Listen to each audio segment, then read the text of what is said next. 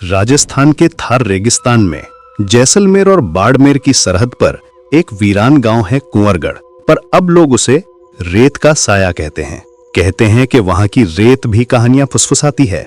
इसी गुमनाम गांव में जयपुर से 4 दोस्त पहुंचे हैं, अर्पित, समर, हीना और रजत। अपने YouTube चैनल के लिए वो भारत की सबसे रहस्यमयी जगहों की तलाश में थे और उनकी तलाश उन्हें उस बदनाम हवेली तक ले आई।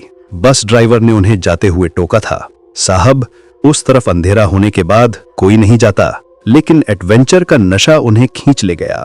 अब उस हवेली के टूटे हुए दरवाजे के पीछे सिर्फ खामोशी नहीं है, एक टूटे हुए राजस्थानी लोकगीत की धुन है और किसी के पायल की धीमी छनक। क्या वो सिर्फ एक कहानी शूट करने आए थे या खुद एक कहानी बनने वाले हैं? जानने के लिए सुनिए रेत का साया। तो चलिए शुरू करते हैं। राजस्थान के जैसलमेर और बाड़मेर की सरहद के बीच फंसे पहले अनंत थार के रेगिस्तान में, जहां दिन की धूप रेत को पिघले हुए सोने जैसा चमका देती है और रात को वही रेत चांदी में सफेद कफन सी लगती है, वहां सीमा से बहुत दूर एक उजड़ा हुआ गांव था जिसका नाम लोगों ने लेना छोड़ दिया था। कहते हैं वहां कभी कुंवरगढ़ कहलाता था, पर वो लोग उसे बस रेत का साया कहते थे क्योंकि वहां घर नहीं बस साए थे। उसी गांव के पास से गुजरने वाली एक कच्ची सड़क पर एक बस हर मंगलवार को गुजरती थी, लेकिन ड्राइवर कभी भी उस मोड़ पर हॉर्न नहीं बजाता था जहां टूटी हुई हवेली की मीनारें रेत से धसी आंधी दबी दिखाई देती थी, क्योंकि सालों पहले एक ड्राइवर ने वहां हॉर्न बजाया था और अगली सुबह उसकी बस खाली मिली थी। दरवाजे खुले, सीटों पर रेत भरी थी और शीशों पर उंगलियों से खुरचे हुए शब्द प्यास लगी है। इस कहानी की शुरुआत जयपुर से आए 4 दोस्तों से होती है, अर्पित, समर, हिना और रजत, जो अपने YouTube चैनल के लिए राजस्थान की रहस्यमयी जगहों पर वीडियो बनाते थे। और उन्हें किसी ढाबे वाले बूढ़े ने उस उजड़े गांव की कहानी सुनाई थी कि वहां रात को पायल की आवाज आती है और दूर कहीं से राजस्थानी लोकगीत की टूटी धुन सुनाई देती है, जैसे कोई दुल्हन अपनी बारात का इंतजार करते करते सदियों से गा रही हो। दोस्तों ने इसे कंटेंट समझा और कैमरे, ड्रोन और टॉर्च लेकर निकल पड़े। शाम होते होते वे उस मोड़ तक पहुंचे जहां टूटी हवेली की परछाई लंबी होकर सड़क तक आ रही थी और हवा में एक अजीब सी ठंडक थी, जबकि दिन भर 45 डिग्री की गर्मी रहती थी। जैसे ही उन्होंने गाड़ी रोका, उनकी कार का इंजन अपने आप बंद हो गया और मोबाइल नेटवर्क गायब हो गया। समर ने हंसते हुए कहा कि ये सब इत्तेफाक है, लेकिन हिना ने देखा कि हवेली की टूटी खिड़की में किसी ने अभी अभी पर्दा हटाया है, जबकि वहां कोई पर्दा था ही नहीं। वे चारों कैमरा ऑन कर अंदर बढ़े तो पाया कि हवेली बाहर से जितनी छोटी दिखती थी, अंदर से उतनी ही विशाल थी, जैसे दीवारें सांस ले रही हों और हर कदम पर रेत उनके पैरों के नीचे धंसती जा रही थी। अंदर एक बड़ा आंगन था जिसके बीचों बीच सूखा कुआं था और कुएं की दीवारों पर नाखूनों से खरोच गए निशान थे। रजत ने मजाक में कहा कि शायद कोई पुरानी कहानी होगी कि दुल्हन कुएं में कूद गई थी। तभी कुएं के भीतर से धीमी सी आवाज आई, पानी। चारों के शरीर में सिहरन दौड़ गई। अर्पित ने टॉर्च नीचे डाली तो सिर्फ अंधेरा दिखा, लेकिन जैसे ही उसने कैमरा जूम किया, स्क्रीन पर कुछ पल के लिए एक सफेद चेहरा दिखाई दिया जिसकी आंखें नहीं थी, सिर्फ काले गड्ढे थे और होंठ सूखे हुए थे जैसे सर्दियों से प्यासा हो। कैमरा तुरंत ब्लैंक हो गया। समर ने कहा कि ये कैमरे की गड़बड़ी, पर उसी वक्त हवेली के बड़े दरवाजे अपने आप बंद हो गए और बाहर उड़ती रेत की आंधी ने पूरे आसमान को ढक लिया। हवेली के अंदर अचानक घुंघरुओं की आवाज गूंजने लगी, धीमी धीमी पायल की छन छन, जो आंगन के चारों ओर घूम रही थी, जैसे कोई अदृश्य दुल्हन फेरे ले रही हो। हिना ने कांपती आवाज में कहा कि हमें यहाँ से निकलना चाहिए, लेकिन दरवाजा धक्का देने पर भी नहीं खुला। तभी दीवार पर टंगी एक टूटी तस्वीर पर रोशनी पड़ी जिसमें एक राजस्थानी दुल्हन थी, माथे पर बोरलत नथ, बड़ी और आंखें गहरी, और तस्वीर के नीचे धुंधले अक्षरों में लिखा था रकमिड़ी 1892। अचानक तस्वीर की आंखों से काला तरल बहने लगा जैसे ही वो रो रही हो, और उसी क्षण हवेली की दीवारों से फुसफुसाहट उठी, बारात आई नहीं, बहुत प्यासी हूँ। प्यास बुझी नहीं। दोस्तों को लगा कि ये सब उनके दिमाग का वहम है, लेकिन तभी रेत जमीन से उठने लगी और आंगन के बीचों बीच एक आकृति बनने लगी। रेत से बनी एक दुल्हन, जिसकी पायल असली थी और उसकी आवाज़ सूखी हवा जैसी थी। उसने बिना होठ हिलाए कहा, मेरी बारात को ढूंढ कर लाओ। अर्पित ने हिम्मत कर पूछा कि बारात कहाँ है, तो हवेली की दीवारों के साथ करहा उठी और अचानक चारों को लगा जैसे वे किसी और समय में पहुंच गए हों। आंगन की सजा हुआ आंगन अब सजा हुआ था, दिए जल रहे थे, ढोल नगाड़ों की आवाज़ गूंज रही थी और बाहर से ऊँटों की घंटियां सुनाई दे रही थी। वे चारों पुराने समय के बीच खड़े थे, जहाँ कुंवरगढ़ अभी जिंदा था और रुक्मणी की शादी हो रही थी। पर तभी दूर से धूल का गुब्बारा उठा और कुछ डाकुओं ने बारात पर हमला कर दिया। तलवार चमकी, चीखें गूंजी और दूल्हा कहीं मारा गया। गांव के लोग कुएं में छिपे और रुक्मणी को अकेला छोड़ दिया गया। तभी दूर से धूल का गुब्बारा उठा और कुछ डाकुओं ने बारात पर हमला कर दिया। तलवारें चमकी, चीखें गूंजी और दूल्हा वहीं मारा गया। गांव के लोग कुएं में छिपे और रुक्मणी को अकेला छोड़ दिया गया, जिसने इंतजार करते करते प्यास से तड़प कर उसी सूखे कुएं में छलांग लगा दी।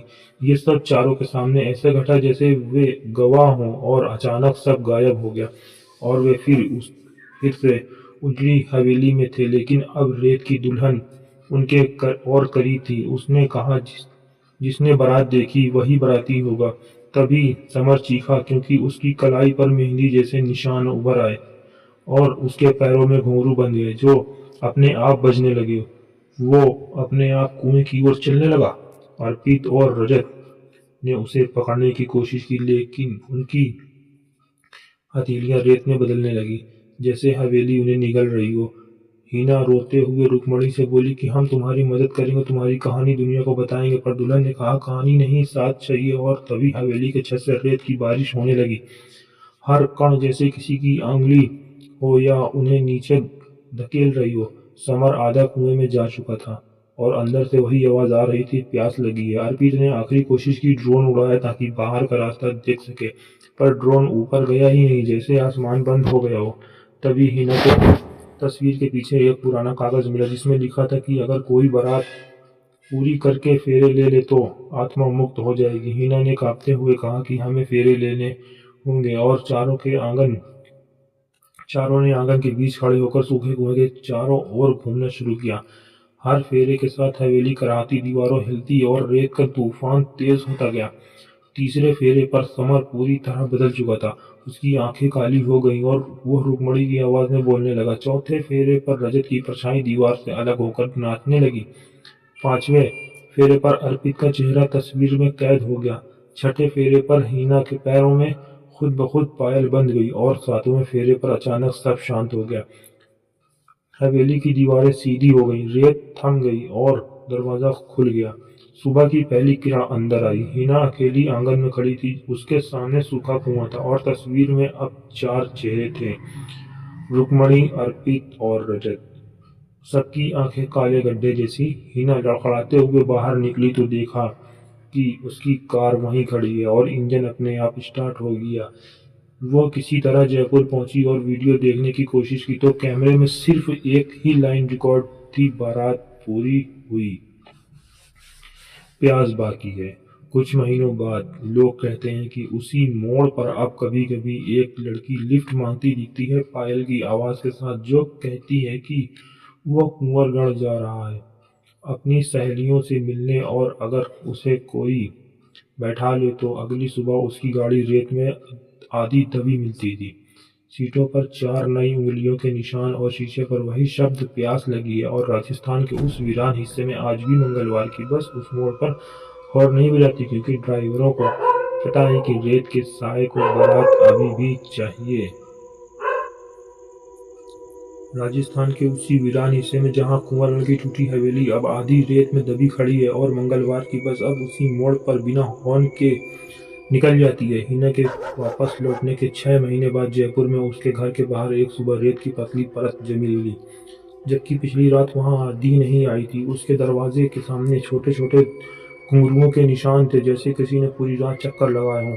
हिना ने खुद को समझाया कि यह डर का असर है, पर उसी शाम उसके मोबाइल में एक अनजान नंबर से वीडियो कॉल आया, जिसमें वही सूखा कुआं दिखाई दे रहा था और कैमरा धीरे धीरे नीचे जा रहा था।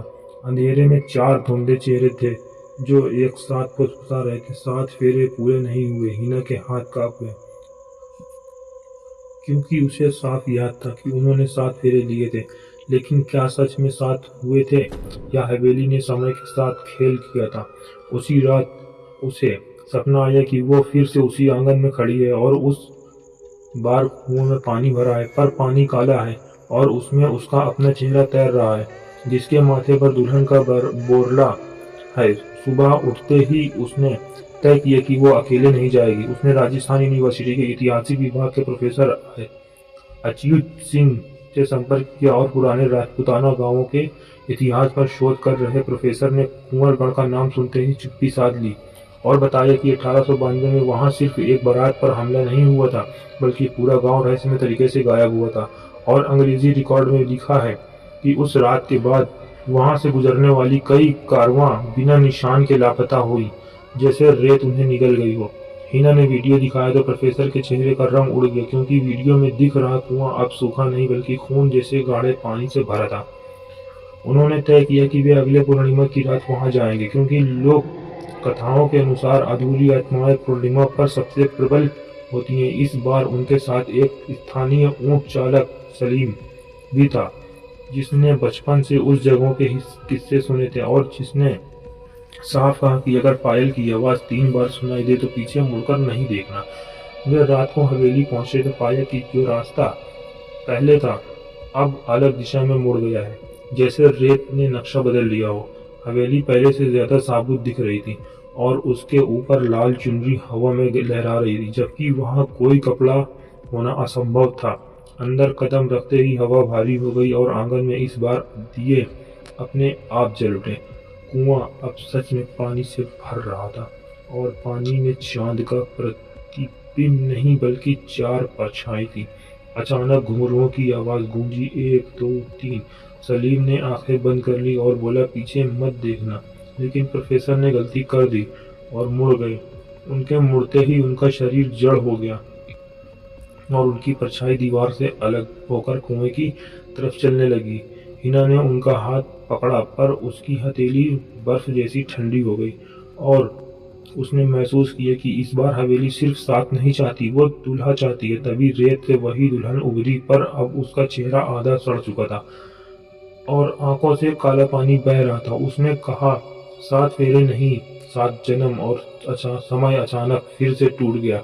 हिना ने खुद को उसी 1892 की रात में पाया और इस बार वो सिर्फ गवाह नहीं थी बल्कि दुल्हन के पास खड़ी सहेली थी।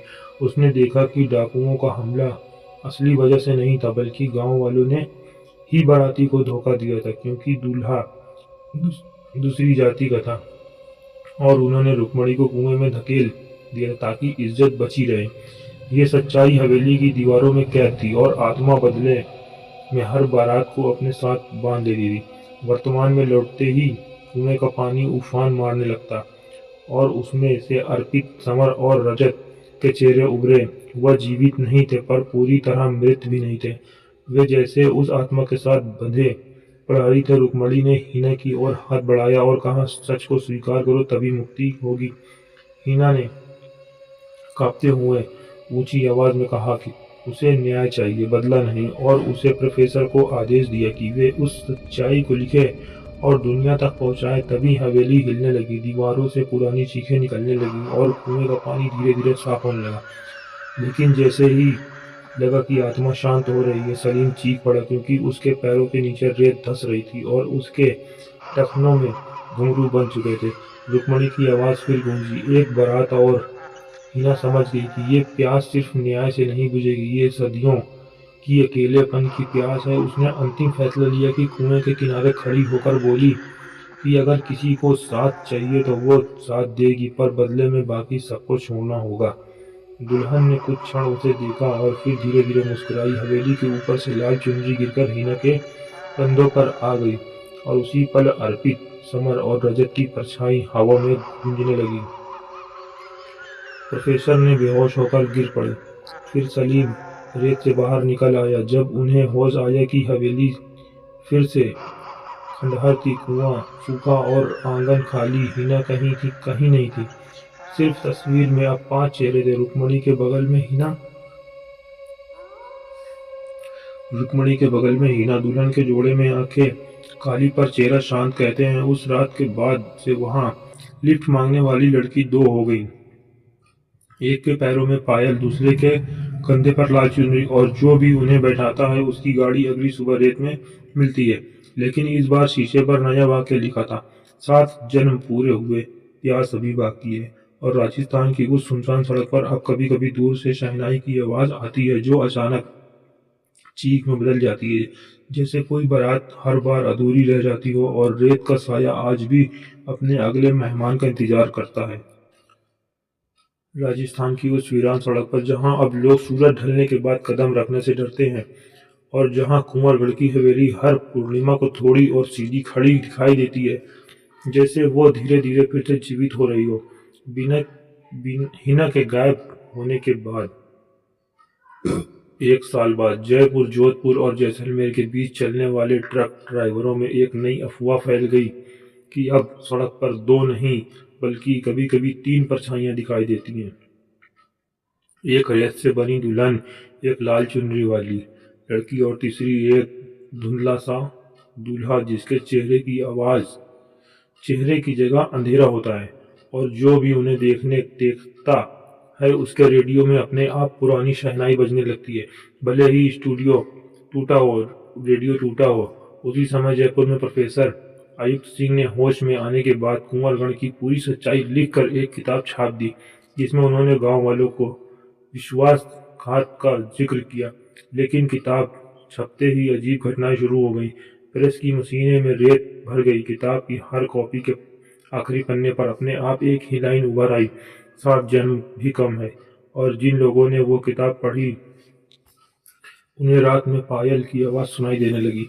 प्रोफेसर समझ गया कि आत्मा को न्याय मिला, पर शांति नहीं, क्योंकि सच सामने आने से उसकी पीड़ा खत्म नहीं हुई बल्कि और गहरी हो गई। उसी दौरान जैसलमेर के पास सीमा चौकी पर तैनात एक जवान ने रिपोर्ट दर्ज कराई कि रात गश्त के दौरान उसने दूर रेत के टीले पर पूरी बारात देखी, ऊंट, मशाले, ढोल।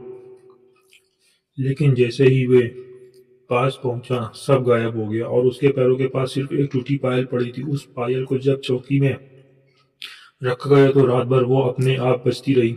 डर कर जवानों ने उसे रेत में गाड़ दिया, पर अगली सुबह वो फिर चौकी के दरवाजे पर मिल गई। इसी बीच सलीम, जो उस रात बच गया था, हर रात एक ही सपना देखने लगा कि हिना कुएं के किनारे खड़ी है और कह रही है कि हवेली अब बढ़ रही है, सिर्फ एक जगह नहीं रही बल्कि रेत के नीचे फैली जड़ों की तरह पूरे रेगिस्तान में फैल रही है। सलीम ने हिम्मत कर दोबारा वहां जाने का फैसला किया, लेकिन इस बार उसने अकेले नहीं बल्कि आसपास के गांव के कुछ बुजुर्गों को साथ लिया जो पुराने मंत्र और लोकगीत जानते थे। वे सब अमावस्या की रात पहुंचे, क्योंकि कहा जाता है कि अंधेरी रात में आत्माएं कमजोर होती हैं। पर जैसे ही वे हवेली के पास पहुंचे उन्हें एहसास हुआ कि रास्ता फिर बदल चुका है, और जहां पहले एक टीला था वहां पत्थर का फाटक खड़ा है जिस पर खुदा है बारात स्वागत है। अंदर कदम रखते ही उन्होंने देखा कि आंगन अब पहले से कहीं बड़ा है, और कुआं गहरा, इतना गहरा कि उसका तल दिखाई नहीं देता। तभी हवा में 2 आवाजें गूंजी, रुक्मणी और हिना, दोनों एक साथ, एक में सदियों की प्यास और दूसरी में ताजा दर्द होने का, कि हवेली को तोड़ा नहीं जा सकता क्योंकि एक पत्थर नहीं प्रतीक्षा की बनी है, और प्रतीक्षा को आग नहीं जला सकती। बुजुर्गों ने मंत्र पढ़ने शुरू किए तो रेत का तूफान उठा, और हर मंत्र के साथ एक चेहरा कुएं से बाहर झांकने लगा। वे सब लोग जो सालों से गायब हुए थे, उनकी आंखें खाली और होठ सूखे,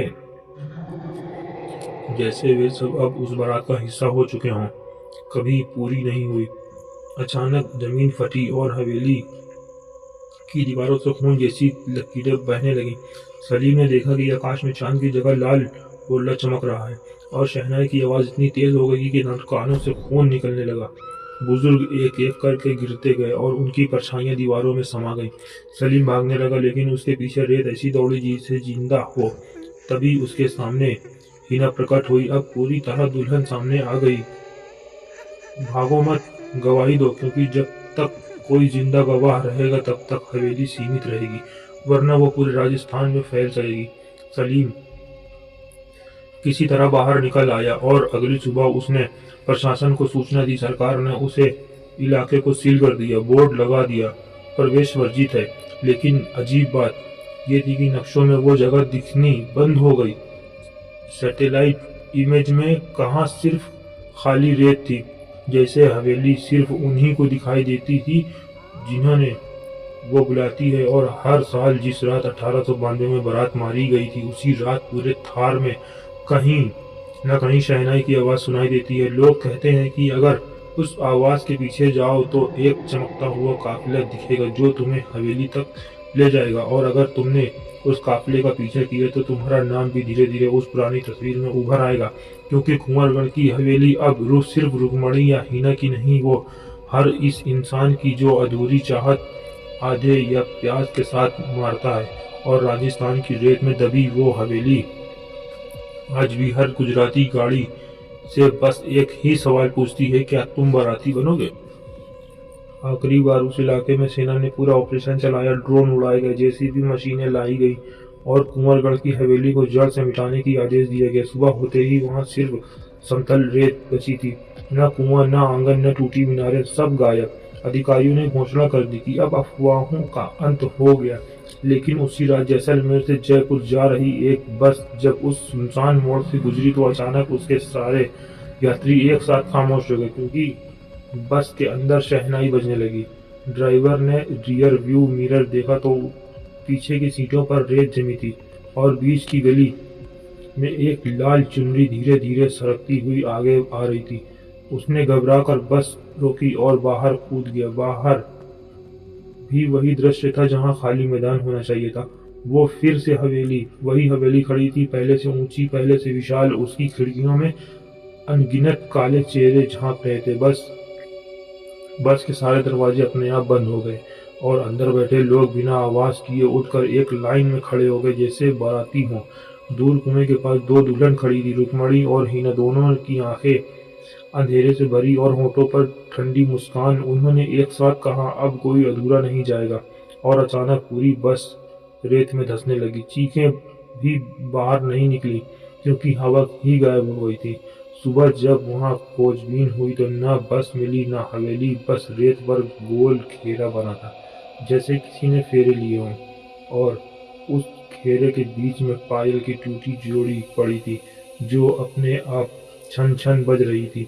और उसी दिन से उस सड़क पर कोई वाहन नहीं चलता, क्योंकि जो भी उस तरफ जाता वो लौटता नहीं। बस रात के सन्नाटे में दूर कहीं शहनाई बजती और रेत पर नए पैरों के निशान बनते, जैसे अगली बारात का इंतजार अब भी जारी हो। कुछ साल बाद सरकार ने उस पूरे इलाके को नक्शों से हटा दिया। सड़क बंद कर दी गई, बोर्ड लगा दिया कि यह मार्ग स्थायी रूप से बंद है। लोगों ने मान लिया कि कहानी खत्म हो चुकी है, लेकिन सच कहीं और जिंदा था। हर साल उसी तारीख की रात जब 1892 में पहली बार बारात लहूलुहान हुई थी, जैसलमेर के आसमान में अचानक बिना बादल के भी बिजली चमकती है और थार की रेत कुछ देर ऐसे कांपती है जैसे नीचे कुछ जाग रहा हो। दूर दूर बसे गांव के लोग अपने दरवाजे बंद कर लेते, क्योंकि उन्हें पता है कि उस रात हवा में शहनाई की हल्की आवाज गुलती है, धीमी टूटी हुई, पर साफ। कहते हैं कि आखिरी गवाह सलीम भी एक ही दिन गायब हो गया। उसके